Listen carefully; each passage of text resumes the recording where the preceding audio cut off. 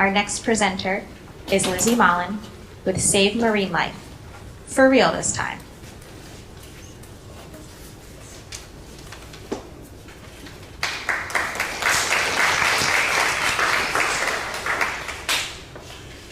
Have you ever seen a plastic bag on the ground, looked only once, and then kept walking because it is most likely coated with human bacteria?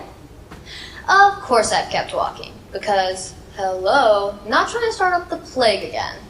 But my brain starts to rant to absolutely no one about how that bag will be carried hundreds of miles to the ocean. A seal could be swimming a bit.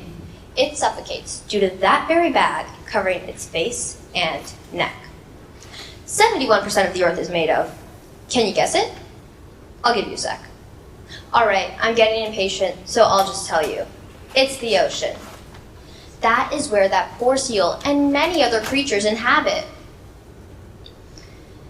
Now, the biggest threat to them is, you guessed it, human behavior. Having an awareness of our behaviors and an understanding of marine biology can generally be extremely powerful in helping our oceans thrive. So let's dive in by first heading to the beach to clean while we talk about how the ocean impacts individuals' everyday lives, before next swimming with the fishes while we observe regular individuals who became changemakers in conservation efforts, and finally raising our voices so we can make a change in this important movement. As I stated earlier, the ocean makes up more than half of the earth. Most of it is cared for by marine life, who have niches or roles for their environment. However, humans still have the responsibility to provide TLC, mom joke, to the ocean. Unfortunately, the ocean is being destroyed from fossil fuels, toxins, and pollution. The animals are dying from oil spills, plastic suffocating them, and their habitats being ruined. If your kids grow up with an ocean, please, I will prefer that mine do as well. Now, the ocean is extremely important to everyday individuals. From me to you to a random guy in the middle of Illinois, it impacts all of us. Now, in fact, oceanic plants are extremely instrumental in the carbon cycle. In fact, 1/3 of all the carbon in our atmosphere is filtered by oceanic plants. Also, speaking of cycles, in the water cycle, its main source of fuel is the ocean because everything goes back to it.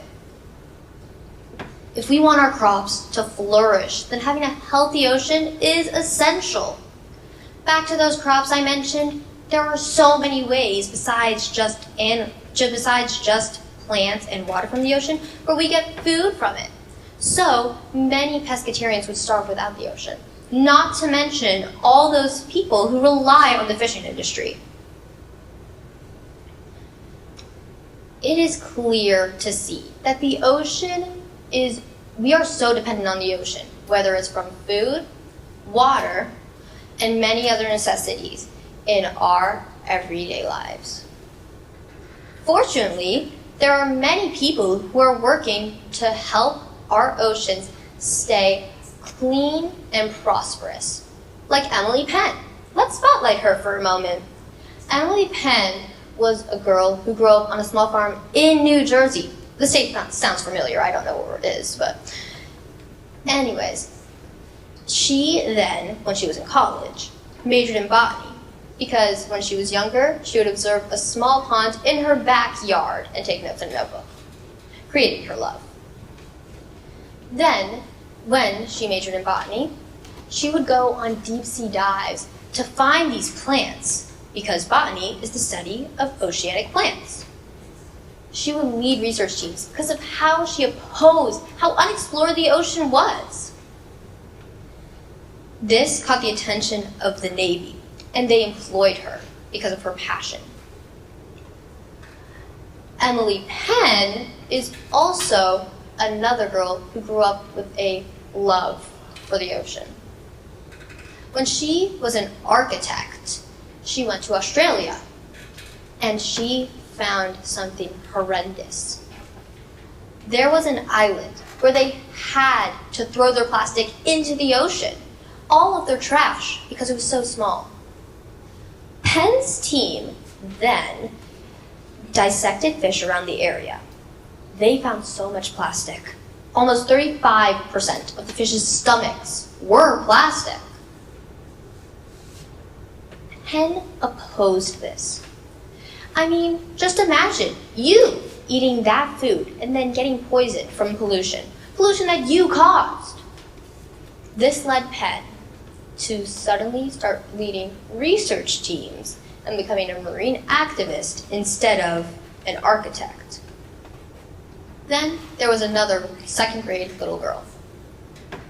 She did a research project on penguins and fell in love with the topic.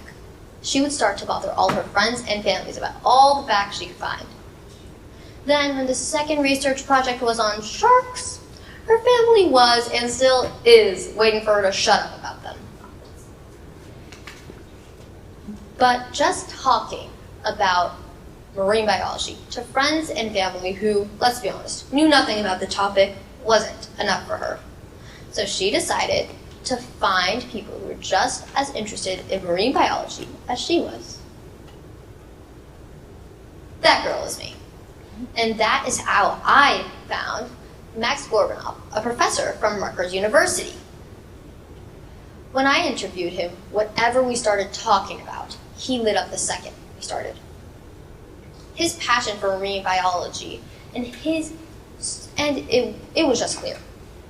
So obvious. And it was contagious. I became just as entertained and passionate as the facts and conversation that was exchanged between us. Overall, what all these people do really have in common is that they saw something about their oceans that they thought was wrong. And so then they began to, at the very least, speak out about it and try and make a change. Now, after all I've said about these people, you might be thinking, what can I do to help? Well, I've got the answer for you right here in this pre-written speech. So, first off, inform yourself. Read a news article. Listen to a podcast. Everyone loves those. And engage in a conversation with a marine biologist or conversationist. Next, take action. Simple actions like using a reusable bag, not littering, picking up litter, etc. They all have some sort of impact. However, many people do not actually know of the more exciting and productive ways of helping the ocean. There are thousands of organizations that are dedicated to helping preserve marine life. One of them, MOAT, based in Florida, is a great example. Just a few of their programs are a sea turtle conservation and research program, an ocean acidification program, and a stranding investigations program. In sea turtle conservation, you do biological research on sea turtles to find where it is safe for them to nest. In ocean acidification, you find out why the ocean is absorbing so much carbon, besides just the plants, in hopes to stop and prevent any further damage. And then, in stranding investigations, it's a 24-hour crisis and response line where people find dead or injured marine animals, where they try and find out how they got injured or why they died. But there are so many programs in our own backyard on the New Jersey shoreline. Just one of them is Save Coastal Wildlife. It has over 5 programs and activities on the front of their website alone. Just to name a few, there's a beach cleanup, horseshoe crab monitoring, and a protest on octopus farming. Octopus farming is raising octopi in captivity in case you didn't know. There are so many programs for you, yes, you, to participate in. Overall, the ocean is really where people are missing the point. At the end of the day, the world that you created is the world that my generation and I have to fix. I don't want to be an adult with kids who ask me what a shark was. What I mean is, be the change. You don't always have to pick up a bag with the plague on it, but don't always be the one to drop it. Thank you.